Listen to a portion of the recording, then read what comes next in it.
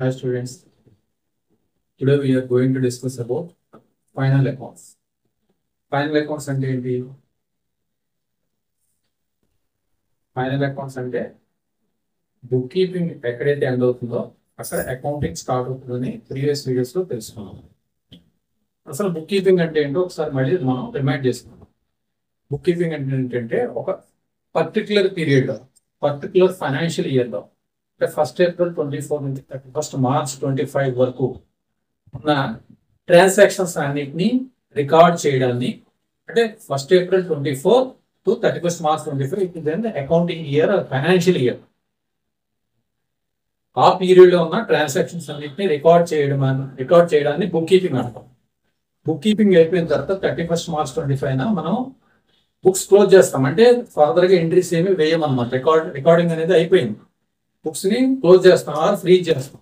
ఆ తర్వాత final accounts ని స్టార్ట్ చేస్తాం. ఫైనల్ అకౌంట్స్ అంటే ఏంటి? అకౌంటింగ్ వర్క్ స్టార్ట్ అవుతుంది. అకౌంటింగ్ అంటే ఏంటి? అసలు బుక్ కీపింగ్ లో మనం ఏం చేస్తాం?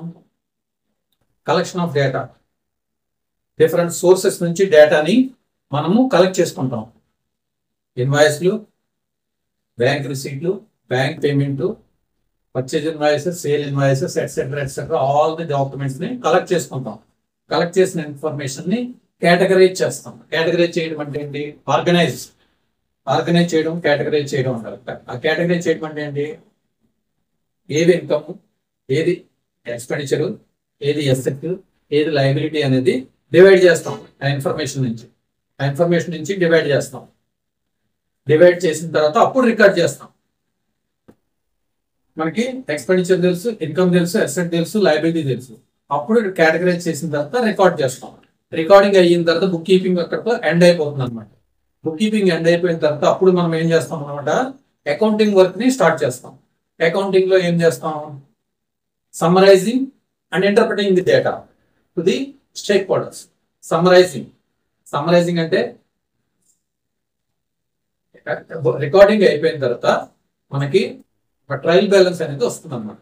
మొత్తం ఈ ట్రాన్సాక్షన్స్ అన్నిటిని 1 year లో ఉన్న ట్రాన్సాక్షన్స్ అన్నిటిని మన అకౌంటింగ్ సాఫ్ట్వేర్ లో రికార్డ్ చేసిన తర్వాత మనం ఒక ట్రయల్ బ్యాలెన్స్ ని జనరేట్ చేయొచ్చు. ఆ ట్రయల్ బ్యాలెన్స్ ద్వారా మనం ఏం చేయాలి? Trading and profit and loss account and balance sheet. అంటే ఇందులో ఈ పర్చేజెస్ ఏంటి, సేల్స్ ఏంటి, ఇన్కమ్ ఏంటి, ఎక్స్పెండిచర్ ఏంటి, అసెట్స్ ఏంటి, లయబిలిటీస్ ఏంటి, ఇది సమ్మరైజ్ చేస్తాం. ఏ విధంగా సమ్మరైజ్ చేసి ఎలాగే సమ్మరైజ్ చేసిన తర్వాత ఇంటర్ప్రిట్ చేయాలి. ఈ సమ్మరైజ్ చేసిన తర్వాత మనము పర్చేజెస్, సేల్స్ ని ట్రేడింగ్ అకౌంట్ లో చూపిస్తాం. ఇన్కమ్, ఎక్స్పెన్సెస్ అన్నిటిని కూడా ప్రాఫిట్ అండ్ లాస్ అకౌంట్ లో చూపిస్తాం. తర్వాత అసెట్స్, లయబిలిటీస్ ని బ్యాలెన్స్ షీట్ లో చూపిస్తాం. వీటి ద్వారా ఇలా చూపించిన తర్వాత దీన్ని ఇంటర్ప్రిటేషన్ అంటాం అన్నమాట. ఇది అయిపోయిన తర్వాత వీటిని ఏం చేస్తాం? మనం ఆడిట్ చేయించి స్టేక్ హోల్డర్కి సబ్మిట్ చేస్తాం. స్టేక్ హోల్డర్స్కి ఇచ్చిన తర్వాత వాళ్ళు డేటాని అనలైజ్ చేసుకుని మన ఫైనాన్షియల్ స్ట్రెంత్ ఎలా ఉంది, మన ప్రాఫిటబిలిటీ ఎలా ఉంది, కంపెనీ ఫైనాన్షియల్ హెల్త్ ఎలా ఉంది అనేది వాళ్ళు అనలైజ్ చేసుకుంటారు. అదే వీటన్నిటిని ఈ ఫైనల్ అకౌంట్స్ ని ఇన్వెస్టర్స్ అంటే బ్యాంకర్స్ ఫైనాన్షియల్ ఇన్స్టిట్యూషన్ బ్యాంకర్స్ అంటే వాళ్ళకి కానీ బయట ఇన్వెస్టర్స్ కానీ పంపించుకుంటారు. ఎందుకో వాటిని చూసి మన ఫైనాన్షియల్ హెల్త్ చూసి మన ప్రాఫిటబిలిటీ బాగుంది అనుకోండి, ఇన్వెస్ట్మెంట్స్ వస్తాయి కంపెనీ. అలాగే క్రెడిటర్స్ అసెస్మెంట్ అంటే క్రెడిటర్స్ వాళ్ళు అసెస్ చేసుకుంటారు. ఓకే, మనం ఇచ్చిన అప్పుని తిరిగి తీర్చగలిగిన కెపాసిటీ ఉండాలి కంపెనీకి అనేది క్రెడిటర్స్ ఈ ఫైనాన్షియల్ డేటాని అనలైజ్ చేసుకుని అసెస్ చేసుకుని వాళ్ళు డెసిషన్ తీసుకుంటారు. అంటే మనం ఇచ్చిన మనం పెట్టిన ఇన్వెస్ట్మెంట్ కి మనకి రిటర్న్ వస్తుంది, కంపెనీ ఫైనాన్షియల్ హెల్త్ బాగానే ఉంది, మనం ఫర్దర్ గా కూడా ఇన్వెస్ట్ చేయొచ్చు అనే కాన్ఫిడెన్స్ వాళ్ళకి వస్తుంది అనమాట. ఆ విధంగా ఇప్పుడు ఫైనల్ అకౌంట్స్ అనేది డీటెయిల్ గా చూద్దాం. ఫైనల్ అకౌంట్స్ లో ఏమేమి ఉంటాయని చెప్పుకున్నాం? Trading account, profit and loss account, balance sheet. ఇది ఫైనల్ అకౌంట్స్. ఇది ఎప్పుడు స్టార్ట్ అవుతుంది అనమాట? రికార్డింగ్ బుక్ కీపింగ్ అయిపోయిన తర్వాత, బుక్ కీపింగ్ క్లోజ్ అయిపోయిన తర్వాత. Book keeping when book keeping ends accounting starts. 31st March కి అన్ని ఎంట్రీలు అయిపోయిన తర్వాత మనం డేటాని అకౌంటింగ్ రికార్డ్ బుక్స్ ని క్లోజ్ చేస్తాం. క్లోజ్ చేసిన తర్వాత అకౌంటింగ్ వర్క్ ని స్టార్ట్ చేస్తాం. అకౌంటింగ్ అంటే ఏంటనమాట? అంత analysation, summarisation and interpretation. Summarising అంటే trading account, profit and loss account, balance sheet. Trading account purpose ఏంటి? Determine gross profit or loss from a company trading activities. Trading account యొక్క purpose ఏంటన్నమాట? Gross profit ని ascertain చేయడం, gross profit ఎంతో తెలుసుకోవడం trading account యొక్క purpose. ఏమేముంటాయి? Determine gross profit or loss from a company trading activities. Trading activities అంటే ఏంటి? ట్రేడింగ్ అంటే ఏంటి? అమ్మడం, కొనడం, అంటే పర్చేజెస్, సేల్స్, వాటికి సంబంధించిన అకౌంట్ ఇది ట్రేడింగ్ అకౌంట్ అంటే. అందులో ఏముంటాయి? పర్చేజెస్ ఉంటాయి, సేల్స్ ఉంటాయి, దట్స్ ఇట్. దాని నుంచి గ్రాస్ ప్రాఫిట్ అరైవ్ అవుతాం మనం. అందులో ఏముంటాయి? క్యాలిక్యులేషన్ ఎలా చేస్తాం? Calculation of cost of goods sold. Trading account లో ఇంపార్టెంట్ ఏంటంటే cost of goods sold calculate చేయడం. కాస్ట్ ఆఫ్ గూడ్స్ సోల్డ్ అంటే ఏంటి? Opening stock plus purchases minus closing stock. అంటే ఏంటి? ఇదంతా కూడా స్టాక్ అన్నమాట.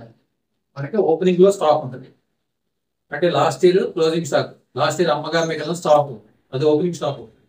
లాస్ట్ ఇయర్ ప్రొడక్షన్ చేయగా ఇంకా ప్రొడక్షన్ ఉపయోగించని స్టాక్ ఉంటుంది, అదేంటి? రా materials, packing materials, consumers etcetera etcetera, అవి ప్లస్ ఫినిష్డ్ గుడ్స్, ఇవన్నీ కూడా ఓపెనింగ్ లో ఉంటాయి, ఓపెనింగ్ స్టాక్. తర్వాత కరెంట్ ఇయర్ లో కొన్న పర్చేజెస్, మెటీరియల్స్ కొంటాం కరెంట్ ఇయర్ లో, రా మెటీరియల్స్ ఇవన్నీ కొంటాం, అది మైనస్ క్లోజింగ్ స్టాక్. ఈ సంవత్సరం ప్రొడక్షన్ అయిపోయిన తర్వాత మిగిలిన స్టాక్ తీసేస్తే ఓపెనింగ్ లో ఉన్న స్టాక్, ఈ సంవత్సరం కొన్నవి మిగిలిపోయినవి తీసేస్తే ఏంటన్నమాట? కన్సంప్షన్. కన్సంప్షన్ అంటే ఏంటి? Cost of production. ఈ మెటీరియల్స్ అన్ని కన్జ్యూమ్ అయిన తర్వాత మనకు ఒక అవుట్పుట్ వస్తుంది కదా, దాని వాల్యూ ఎంత అనమాట? ఎంత?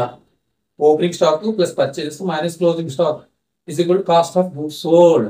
కాస్ట్ ఆఫ్ గూడ్స్ సోల్డ్ అంటే మనం అమ్మిన గూడ్స్ యొక్క కాస్ట్, అసలు ధర. మనం గూడ్స్ అమ్ముతాం కదా, 10 రూపాయలు తయారు చేసి 15 రూపాయలకి అమ్ముతాం. 15 రూపాయలు అమ్మేమంటే 10 రూపాయలే ఖర్చు అయింది, దానికి 5 రూపాయలు ప్రాఫిట్ మనం యాడ్ చేస్తాం అనమాట. ఆ కాస్ట్ ఆఫ్ గూడ్స్ సోల్డ్ అనేది ఆ 10 రూపీస్ ని కాస్ట్ ఆఫ్ గూడ్స్ సోల్డ్ అంటాం అనమాట. మనం ఆ ప్రోడక్ట్ ని తయారు చేయడానికి అయిన ఖర్చు కాస్ట్ ఆఫ్ గూడ్స్ సోల్డ్ అనేది. ట్రేడింగ్ అకౌంట్ లో అది ఇంపార్టెంట్, దాన్ని క్యాలిక్యులేట్ చేస్తాం.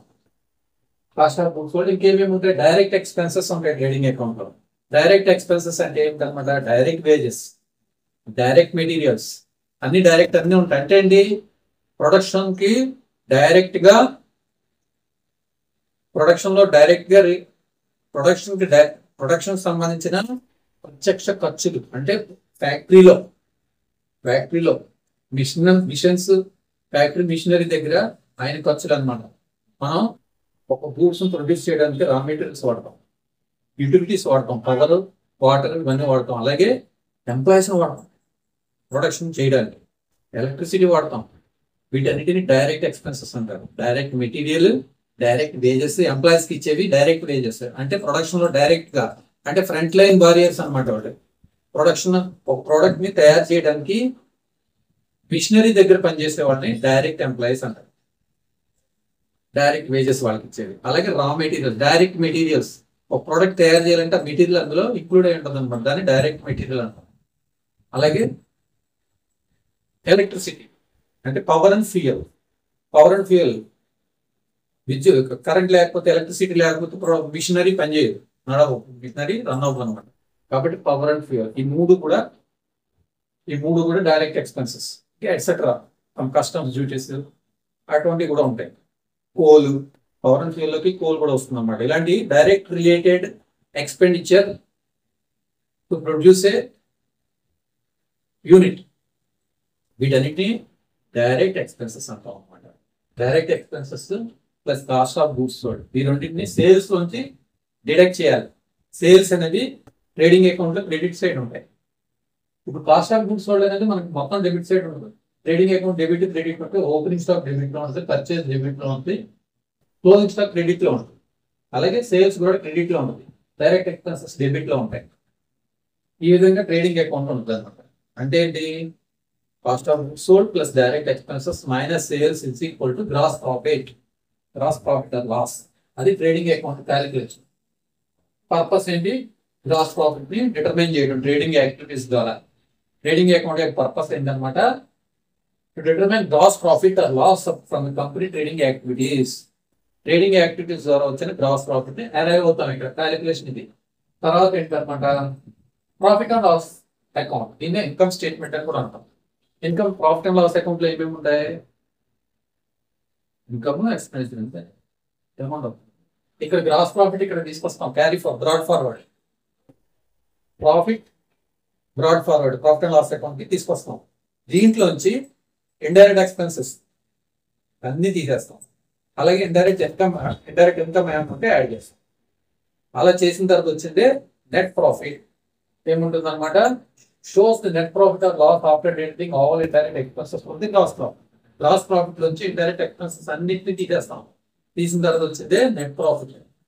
కంటెంట్, ఈ కంటెంట్ అనేది మొత్తం trading and profit loss account సంబంధించిన ఏమేమి ఉంటాయి, revenues, sales and other income, revenue, cost of goods sold, operating expenses ఏమేమి ఉంటాయి, salaries, rent, utilities, direct and indirect expenses. Operating expenses అంటే direct and indirect. Trading account లో వచ్చే operating expenses, profit and loss account లో వచ్చే operating expenses. తర్వాత and other income and expenses net. అర్థమైంది. ఇప్పుడు ట్రేడింగ్ అకౌంట్ లో ఓపెనింగ్ స్టాక్ ఉంటుంది, పర్చేజెస్ ఉంటాయి, క్లోజింగ్ స్టాక్ ఉంటుంది, సేల్స్ ఉంటుంది, డైరెక్ట్ ఎక్స్పెన్సెస్ ఉంటాయి. సేల్స్ నుంచి ఇవన్నిటిని తీసేస్తే వచ్చేది గ్రాస్ ప్రాఫిట్. ఈ గ్రాస్ ప్రాఫిట్ నుంచి ఇండైరెక్ట్ ఎక్స్పెన్సెస్ అన్ని తీసేస్తే వచ్చేది net profit. Indirect expense, salaries, rent, utilities అన్ని ఉంటాయి అనమాట. ఇవన్నీ తీసేస్తే వచ్చేది net profit or loss. Trading account అయిపోయింది. ప్రాఫిట్ అండ్ లాస్ అకౌంట్, దీన్ని ఇన్కమ్ స్టేట్మెంట్ అని కూడా అంటాం. తర్వాత బ్యాలెన్స్ షీట్. బ్యాలెన్స్ షీట్లో ఏముంటాయి, పర్పస్ ఏంటి, provides statement of A companies financial position at a specific point of time, showing assets, liabilities and equity. Provides a statement of company's financial position. Balance sheet అనేది company యొక్క financial position ని ఒక statement రూపంలో చూపిస్తాం అన్నమాట. దాంట్లో ఒక specific point of time సంబంధించి, అంటే ఒక ఫైనాన్షియల్ ఇయర్ లో ఉన్న కంపెనీ యొక్క ఫైనాన్షియల్ పొజిషన్ ని ఒక స్టేట్మెంట్ రూపంలో చూపిస్తాం. దాంట్లో ఏముంటాయి, అసెట్స్, లయబిలిటీస్, ఈక్విటీ ఇవి ఉంటాయి. వీటి పర్పస్ ఏంటన్నమాట, బ్యాలెన్స్ షీట్ పర్పస్ ఏంటి, వీటన్నిటిని అసెట్స్, లయబిలిటీస్ ని, ఈక్విటీని ఒక స్టేట్మెంట్ రూపంలో తయారు చేయడం ఒక ఫైనాన్షియల్ ఇయర్ కి సంబంధించి. అంటే 1 April 2024 నుంచి 31 March 2025 వరకు ఉన్న అసెట్స్ ని, లయబిలిటీస్ ని, ఈక్విటీస్ ని ఒక స్టేట్మెంట్ రూపంలో ప్రజెంట్ చేయడమే బ్యాలెన్స్ షీట్ యొక్క పర్పస్. తర్వాత కంటెంట్ ఏముంటాయి, లిస్ట్ కంపెనీస్ అసెట్స్, కంపెనీ యొక్క అసెట్స్ ఉంటాయి. అసెట్స్ అంటే కంపెనీ యొక్క సొంత ఆస్తులు. లయబిలిటీస్ ఉంటాయి అంటే ఈక్విటీ ఉంటాయి. అసెట్స్ అంటే తెలుసు, లయబిలిటీస్ అంటే తెలుసు.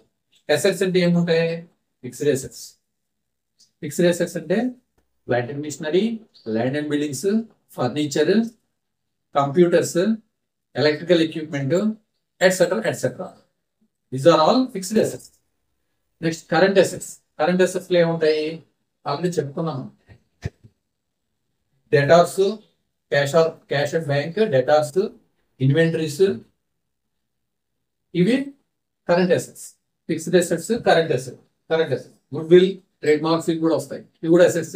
ఇంటాంజిబుల్ అసెట్స్, ఫిక్స్డ్ అసెట్స్ లో టాంజిబుల్, ఇంటాంజిబుల్. టాంజిబుల్ అనేది plant and machinery, furniture, computer, etcetera. Intangible అనేది good will, trade marks, software, computer software, ఇవన్నీ కూడా intangible assets.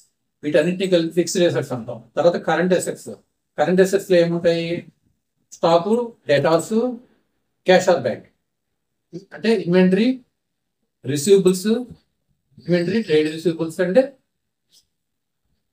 Cash and bank, ఇవి కరెంట్ అసెట్స్. వీటన్నిటిని కలిపి అసెట్ సైడ్ ఉంటాయి అనమాట. అసెట్ సైడ్ ఏముంటాయి, ఫిక్స్డ్ అసెట్స్, కరెంట్ అసెట్స్ రెండు కలిపి అసెట్స్ అంటాం. లయబిలిటీస్ లో ఏముంటాయి, లయబిలిటీస్ లో లాంగ్ టర్మ్ బారోయింగ్స్ అంటే బ్యాంకు నుంచి కంపెనీ, మనము స్థాపించిన కంపెనీని ఎస్టాబ్లిష్ చేయడానికి బ్యాంకు నుంచి ఇచ్చిన బారోయింగ్స్ అవి ఉంటాయి. షార్ట్ టర్మ్ బారోయింగ్స్ ఉంటాయి. తర్వాత కరెంట్ లయబిలిటీస్ అంటే ఏమన్నమాట, మనము మన సప్లయర్స్ ఉంటారు, మన క్రెడిటర్స్ అంటే మనకి క్రెడిట్ మీద మెటీరియల్ సప్లై చేసిన వాళ్ళని సప్లయర్స్ అంటాం. క్రెడిటర్స్ ఉంటారు. తర్వాత షార్ట్ టర్మ్ బారోయింగ్స్ ఉంటాయి. వీటన్నిటిని కలిపి లయబిలిటీస్ అంటాం. ఈక్విటీ అంటే ఏంటి అనమాట, అసెట్స్ చెప్పుకుందాం, లయబిలిటీస్ చెప్పుకుందాం. What about equity? ఈక్విటీ అంటే ఓనర్స్ యొక్క కాంట్రిబ్యూషన్. కంపెనీని స్థాపించే కంపెనీని ఫౌండర్స్ ఉంటారు, వాళ్ళు ఏం చేస్తారు, కంపెనీ రిజిస్ట్రేషన్ అప్పుడు, కంపెనీ ప్రారంభించడం స్టార్ట్ చేసేటప్పుడు కొంత అమౌంట్ ఈక్విటీగా తెస్తారనమాట. ఈక్విటీ దాన్ని, అది ప్లస్ ప్రాఫిట్, దానికి ప్రాఫిట్స్ యాడ్ చేస్తే ఓనర్స్ ఈక్విటీ అవుతుంది. షేర్ హోల్డర్స్ ఫండ్స్ అంటారు వాటిని. Equity plus profit, owners equity. Liabilities, ఇవి లయబిలిటీస్ సైడ్ ఉంటాయి. అసెట్స్ సైడ్ ఏముంటాయి, ఫిక్స్డ్ అసెట్స్, కరెంట్ అసెట్స్, అవి బ్యాలెన్స్ షీట్ లో ఉంటాయి అనమాట. అంటే ఇప్పుడు మనం ఏం చెప్పుకున్నాం, ఫైనల్ అకౌంట్స్ లో ఏమేమి ఉంటాయి, ట్రేడింగ్ అకౌంట్ ఉంటుంది, ప్రాఫిట్ అండ్ లాస్ అకౌంట్ ఉంటుంది, బ్యాలెన్స్ షీట్ ఉంటుంది. ట్రేడింగ్ అకౌంట్ యొక్క పర్పస్ ఏంటి, determine gross profit. Profit and loss account purpose ఏంటి, determine net profit. Balance sheet యొక్క పర్పస్ ఏంటి, provide a statement of assets and liabilities to interpret the financial position of the company to the stakeholders. అది final accounts యొక్క ముఖ్యత. వీటి వల్ల ఉపయోగాలు ఏంటి, ఈ ఫైనల్ అకౌంట్స్ మనం ప్రిపేర్ చేస్తాం, వీటి యొక్క ఇంపార్టెన్స్ ఏంటి అనమాట. ఫైనల్ అకౌంట్స్ తయారు చేయడం వల్ల కంపెనీకి వచ్చే లాభం ఏంటి, కంపెనీకి వచ్చే అడ్వాంటేజెస్ ఏంటి, అడ్వాంటేజెస్ ఆర్ డిసడ్వాంటేజెస్ ఏంటి. Importance of final accounts, financial performance evaluation. They help assess a company's profitability, efficiency and overall financial health. అంటే వీటి వల్ల కంపెనీస్ యొక్క ప్రాఫిటబిలిటీ మనం తెలుసుకోవచ్చు, కంపెనీ ప్రాఫిటబిలిటీని మనం తెలుసుకోవచ్చు, కంపెనీ ఫైనాన్షియల్ హెల్త్ ని మనం తెలుసుకోవచ్చు, కంపెనీ యొక్క ఎఫిషియన్సీ తెలుసుకోవచ్చు. మనం ఎక్కడున్నాం, మన కంపెనీ ఎలా ఉంది, ప్రాఫిట్స్ లో నడుస్తుందా, లాసెస్ లో నడుస్తుందా, మన కంపెనీ కెపాసిటీ ఏంటి, మన కంపెనీ లిక్విడిటీ పొజిషన్ ఏంటి. అంటే మన కంపెనీ మన యొక్క సప్లయర్స్ కి మన కంపెనీ మన డెట్స్ అన్ని క్లియర్ చేసుకునే పొజిషన్ లో ఉందా లేదా, మన అప్పులు తీర్చే పొజిషన్ లో ఉందా లేదా, అలాగే మన కొత్త ఇన్వెస్టర్ ని వచ్చే అవకాశం ఉందా లేదా. ఇవన్నీ కూడా ఈ ఫైనల్ అకౌంట్స్ ప్రిపేర్ చేయడం వల్ల తెలుస్తాయి. Next, decision making. They provide information for management to make informed decisions and about investments, strategies and future plans. Decision making కు ఉపయోగపడతాయి. ఈ స్టేక్ హోల్డర్స్ ఇస్తాం. స్టేక్ హోల్డర్స్ అంటే ఎవరైనా చెప్పుకున్నాం, equity holders, debenture holders, long term borrowers, వీళ్ళందరూ కూడా stake హోల్డర్సే. వీళ్ళందరికీ ఇవ్వడం వల్ల వాళ్ళు ఒక వీళ్ళందరూ కంపెనీ ఓనర్సే ఒక రకంగా. డెసిషన్ మేకింగ్ ఇదిగా ఉంటుంది. డెసిషన్ మేకింగ్ ఫ్యూచర్ ప్లాన్స్ ఏంటి, కంపెనీ యొక్క స్ట్రాటజీస్ ఏంటి, కొత్త ఇన్వెస్ట్మెంట్ ఏమైనా తీసుకురావాలా, ఇలాంటి డెసిషన్స్ కి ఈ ఇన్ఫర్మేషన్ అనేది చాలా బాగా ఉపయోగపడుతుంది. ఇప్పుడు మొత్తం సంవత్సరానికి సంబంధించిన ఈ డేటాని అంతా స్టేక్ హోల్డర్స్కి ఇస్తే వాళ్ళకి ఏం అర్థం అవుతుంది, ఏం అర్థం కాదు. ఇన్వాయిస్లు, రిసీట్స్, పేమెంట్స్ అన్ని తెచ్చి వాళ్ళు ముగ్గుపడేస్తాం అనుకోండి, ఏం అర్థం కాదు. దాన్ని ఏం చేస్తాం, మనం రికార్డింగ్ చేసి ట్రయల్ బ్యాలెన్స్ అరైవ్ అయ్యి దాని నుంచి ఇవి ప్రిపేర్ చేస్తే సమ్మరైజేషన్, ఇక్కడ సమ్మరైజ్ అయిపోతుంది డేటా.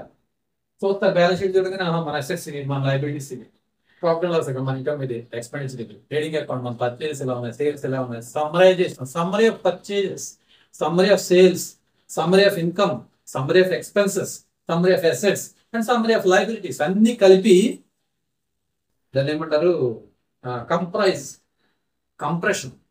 కంప్రెస్ చేసిన డేటా అనమాట. డేటాను కంప్రెస్ చేస్తే ఏమవుతుంది అనమాట, ఇలా అవుతుంది అనమాట. ఒక పేజీలో 2 పేజీలు వచ్చేస్తుంది మొత్తం.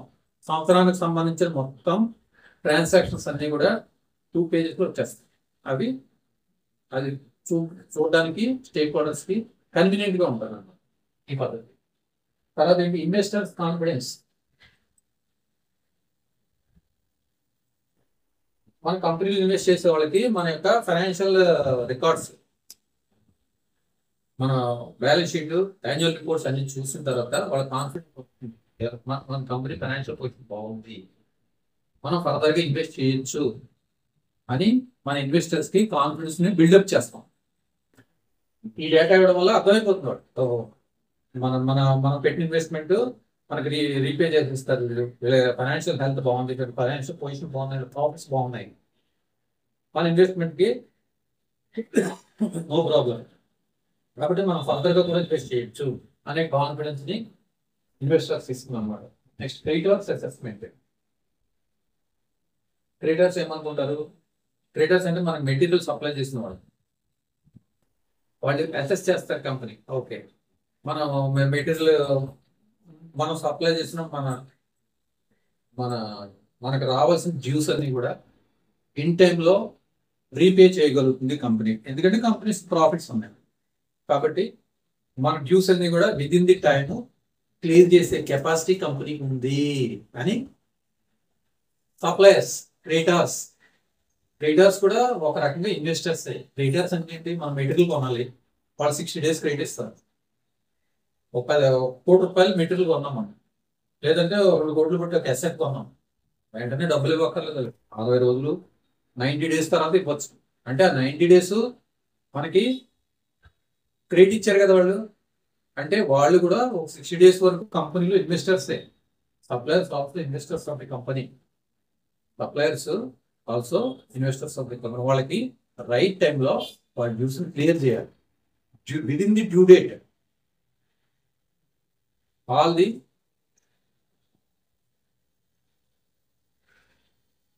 With in the due date మనము సప్లయర్స్కి ఇవ్వాల్సిన డ్యూస్ అన్ని కూడా all the dues clear within the due date clear చేస్తూ ఉండాలి ఎప్పటికప్పుడు. అప్పుడే కంపెనీకి గుడ్ విల్ వస్తుంది, అప్పుడే కంపెనీ యొక్క క్రెడిట్ వర్దినెస్, దాన్ని క్రెడిట్ వర్దినెస్ అంటారు. కంపెనీ యొక్క రీపేయింగ్ కెపాసిటీని మనం ఎప్పుడు పెంచుకుంటూ వెళ్ళాలి, అప్పుడే మార్కెట్లో కంపెనీకి గుడ్ విల్ వస్తుంది అనమాట. అది ఇవన్నీ కూడా importance of final accounts. Okay friends, thank you very much.